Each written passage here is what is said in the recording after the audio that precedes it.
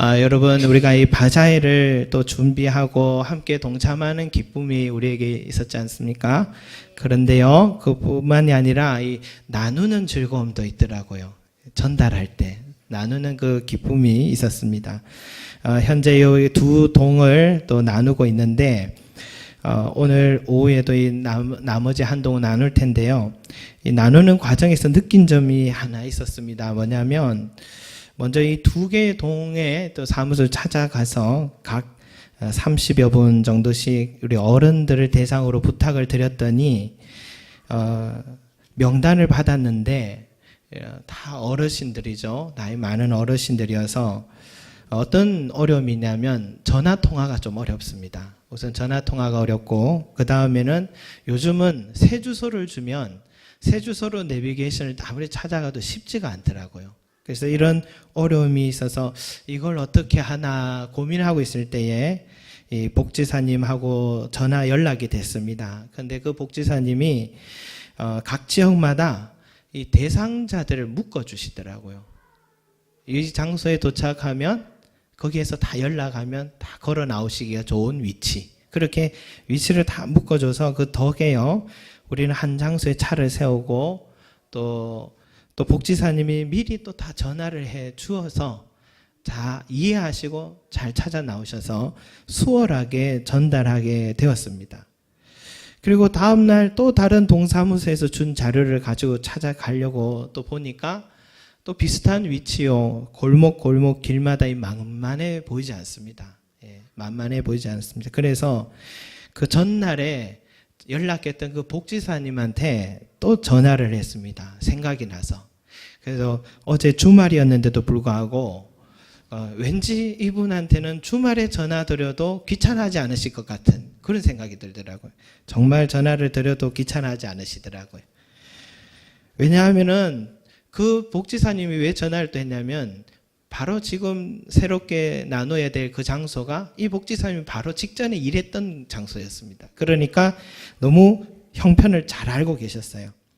그래서 보내드릴 리스트를 보시더니 지금 받을 수 없는 형편의 어르신들이 누군지도 아시더라고요. 지금 요양원에 가 계시거나 아니면은 아들네 집에 가 있어서 받을 수 없는 사람들을 정확하게 알고 계시고, 또 명단 중에 반복된 것들도 이렇게 정리도 되고 수정된 그런 것을 받게 되었습니다.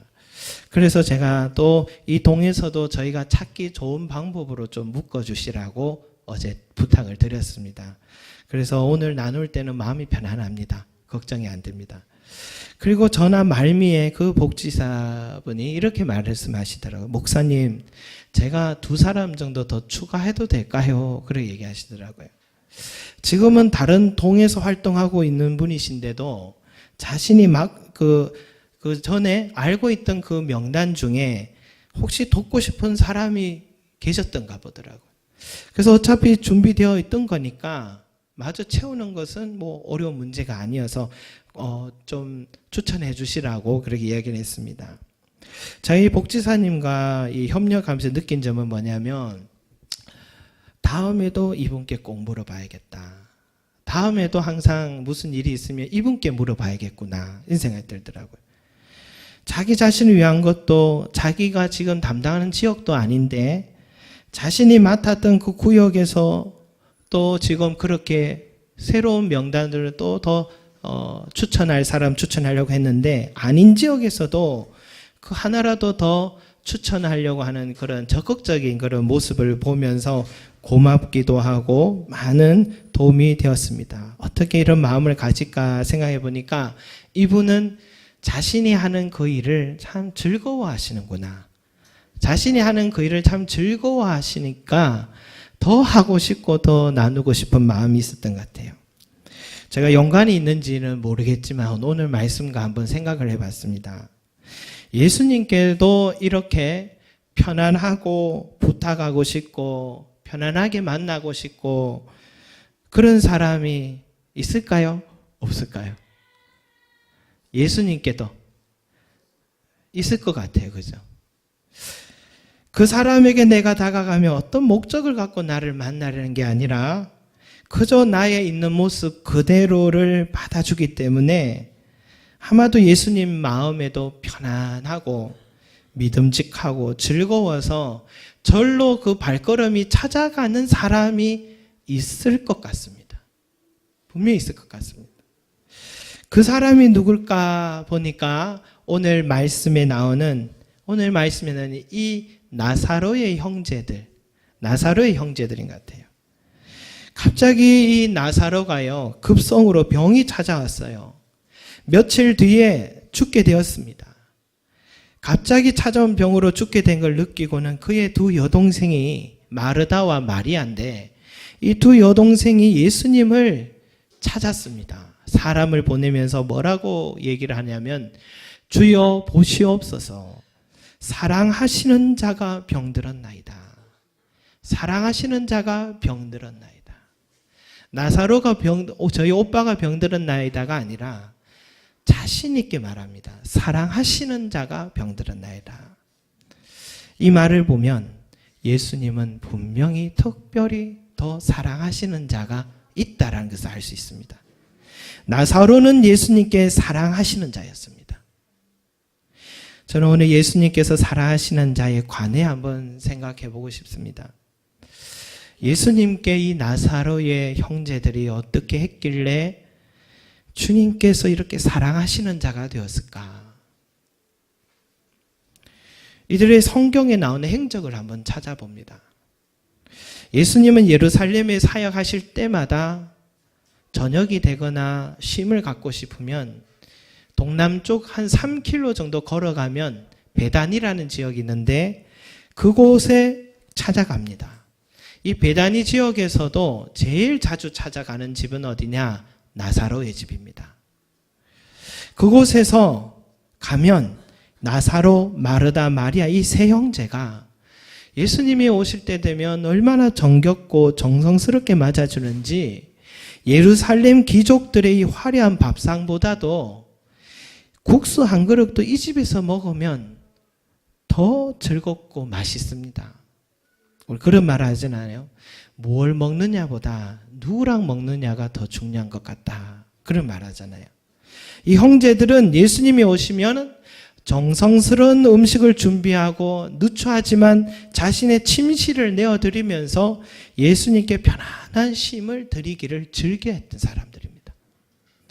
그래서 많은 사람들이 예수님을 찾아올 때는 다 어떤 바램을 갖고 왔다가 자신의 목적을 이루고 나면 뒤도 돌아보지 않고 떠나는 일들이 너무 많았는데 이 나사로의 형제들은 그런 목적을 갖고서 자신을 만나려고 하지도 않았고 그런 목적을 찾지도 않았습니다. 오히려 예수님의 마음과 육신의 필요를 위해서 내가 할 수 있는 게 뭘까? 늘 생각하고 도우려고 했던 사람들입니다. 한 번은요, 이 마르다와 마리아가 예수님이 베다니에 오셨다는 소식을 듣고 무조건 그런 생각을 했나 봐요. 예수님이 오시면 무조건 우리 집에 모신다. 그래서 무조건 초대를 한 거죠. 2000년 전에 무슨 휴대폰 전화기가 있었습니까? 전화하고 미리 좀 준비를 하고 와야지 전화도 않고 오는 손님은 반갑지 않잖아요. 그런데 그렇게 오셔도 기쁘게 맞아줍니다. 얼마나 또 정신없었겠습니까? 예수님이 또 혼자 다니시면 모르겠는데 12명 데리고 돌아다니시니까 13사람이 갑자기 장정 13명이 우르르 찾아오면 얼마나 부담됐겠습니까? 그때 이 마르다가요, 급하게 그 부엌에 뭐 남아있는 음식이 있나 싶어서 이것저것 꺼내고 조리를 하고 이 13사람 또 얼마나 잘 먹습니까? 많이 차린다고 분주했을 것 같아요.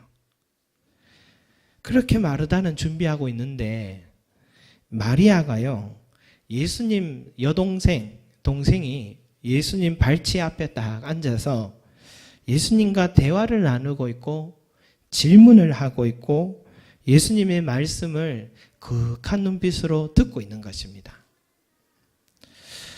마르다가 속이 상하잖아요. 언니가 이렇게 말합니다. 예수님, 마리아에게 좀 꾸중 좀 해주십시오.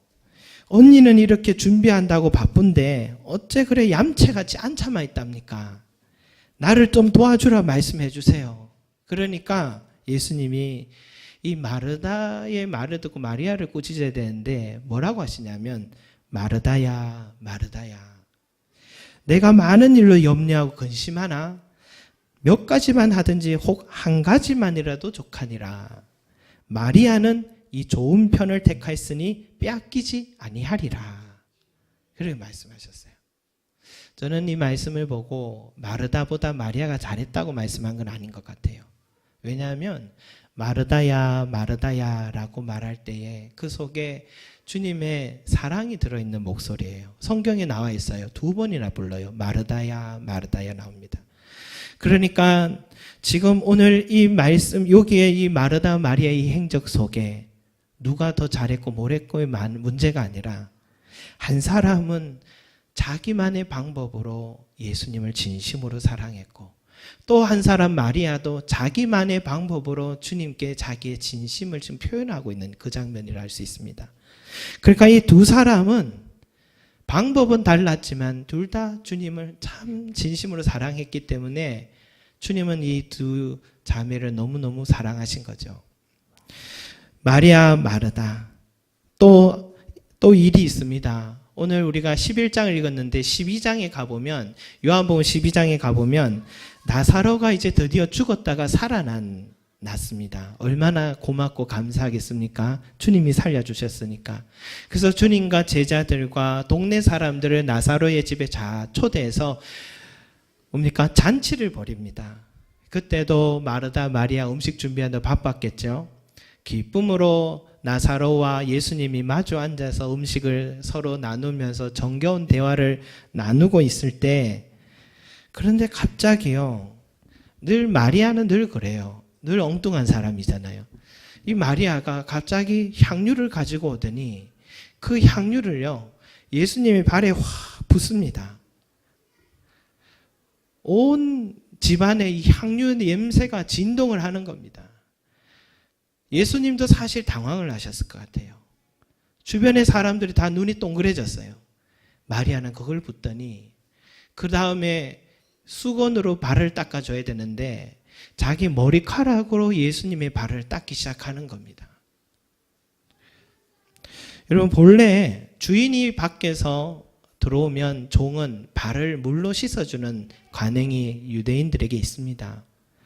그런데 향유로 그것도 여성의 상징이라 할 수 있는 자기 머리카락으로 씻어주고 닦아주는 이런 마음의 표현을 할 사람은 마리아밖에 없습니다. 이런 사람이 없습니다. 그 향유의 값이 성경에는 300데나리온이라 합니다. 한 데나리온은 장정이 하루에 일한 품삯입니다. 계산해 보면 최소 2천만 원 이상 되는 그 향유를 지금 이 한순간에 이 여인이 부어버리는 것입니다. 여러분 드는 생각이 어떻습니까? 그 아까운 것을 차라리 그것이라면 좋은 데 쓸 일이 많을 텐데.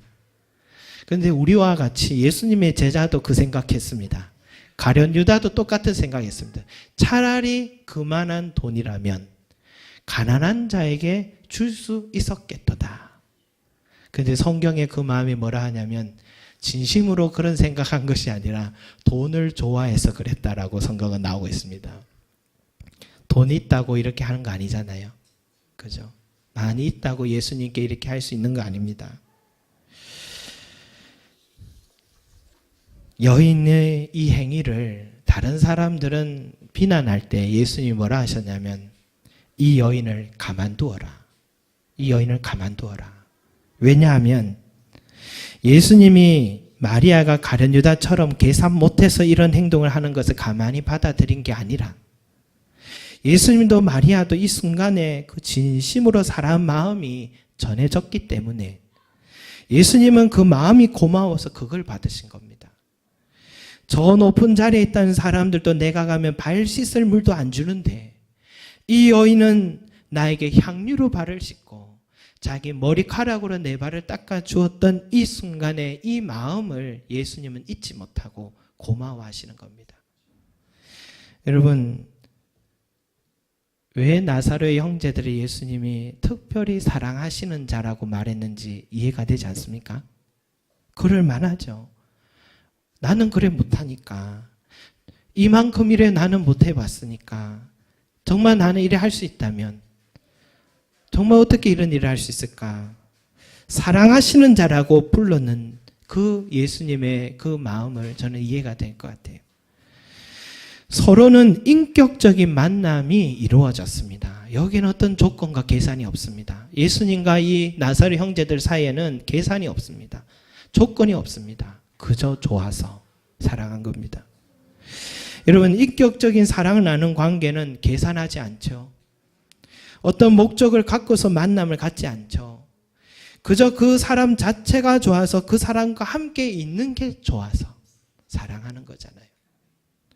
최근에 우리 유명한 MC기도 하고 가수기도 하고 소속사 대표로 알려진 이 유희열 씨 이야기를 뉴스를 통해서 잠시 보게 되는데, 이 유희열 씨가 이 아내에 관해서 잠시 이런 이야기를 했다 합니다. 유희열 씨가 어린 시절 부모님께서 서로 이렇게 이혼을 하셨기 때문에 어머님이 자신을 키웠다는 거죠. 이제는 오랜 교제를 한 지금의 아내를 데리고 어머니를 먼저 인사하고, 그리고 10년 동안 한 번도 연락 없던 아버지에게 찾아갔다는 겁니다.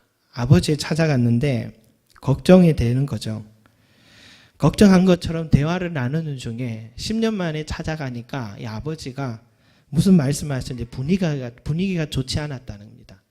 그래서 유열 씨가 이 부모님께 모시고 간 아내 앞에서, 지금의 아내 앞에서 너무 부끄럽고 자존심이 상해서 눈물이 살짝 났답니다. 그때 그 지금의 아내가 그때 뭐라고 하냐면, 내가 행복해지려고 오빠를 만나는 게 아니라 불행해도 오빠 있으면 괜찮을 것 같아. 그런 얘기를 했답니다. 이런 사람이 요즘 있죠. 내가 행복해지려고 오빠를 만나는 게 아니라 불행해도 오빠 있으면 괜찮을 것 같아. 우리 고혜윤 자매님도 이런 마음으로 결혼하신 줄로 압니다. 그런 거죠. 네. 그저 그 순간부터요, 이 유열 씨가 연애의 가치가 확 바뀌었답니다. 이 사람과 같이 미래를 걸어도 충분할 것 같다는 생각을 하고 두 사람은 결혼을 하고 지금까지 참 잘 살아가고 있습니다. 그리고 우리가 가정에 오면 가장 행복한 이유가 뭘까요? 아무런 조건 없이 그저 나를 사랑해 주기 때문에 가정이 좋은 겁니다. 진정한 사랑은 이런 거죠. 저는 예수님도 바로 우리와 이런 사랑을 하고 싶어 하신다고 믿습니다. 예수님도 우리에게 아무런 조건 없이 자신의 몸을 저 십자가에 매달고서 희생하신 사랑이잖아요. 하나님 아버지의 사랑도 이런 조건 없이 사랑하신다는 것을 우리는 지금도 느끼고 있지 않습니까? 저는 늘 궁금한 점이 있습니다. 왜 하나님은 나를 이렇게 사랑하실까? 하나님은 왜 우리 인간을 이렇게 사랑하실까?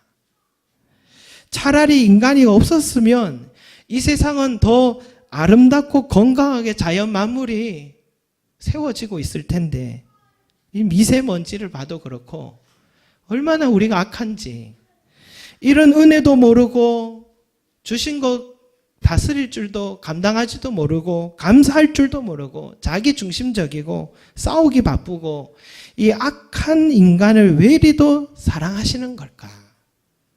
그런 생각이 많이 듭니다. 우리도 한두 번 당하고 속고 그러면 그 사람 안 보고 싶잖아요. 그런데 우리 하나님은 얼마나 많은 인간들에게 속임과 배신과 따돌림과 짝사랑하는 시간을 많이 가지셨는지 모릅니다.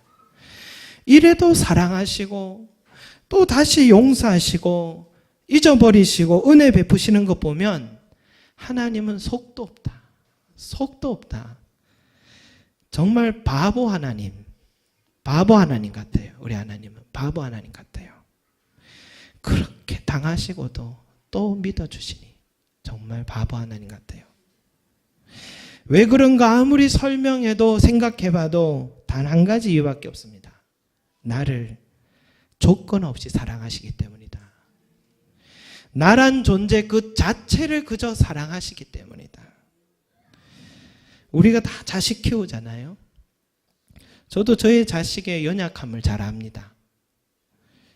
근데 저의 눈에는 그 연약함보다는 사랑이 더 큰 것 같아요. 연약함이 보이는 것보다 사랑이 더 큰 것 같아요. 저도 다른 집의 자식을 보면 저런 부분은 좀 고쳤으면 하는 아쉬움이 들 때가 있어요. 저 자신도 모르고 남에게 그런 생각이 들 때가 있어요. 그러나 그 부모에게 있어서는 그것보다 사랑이 더 큽니다.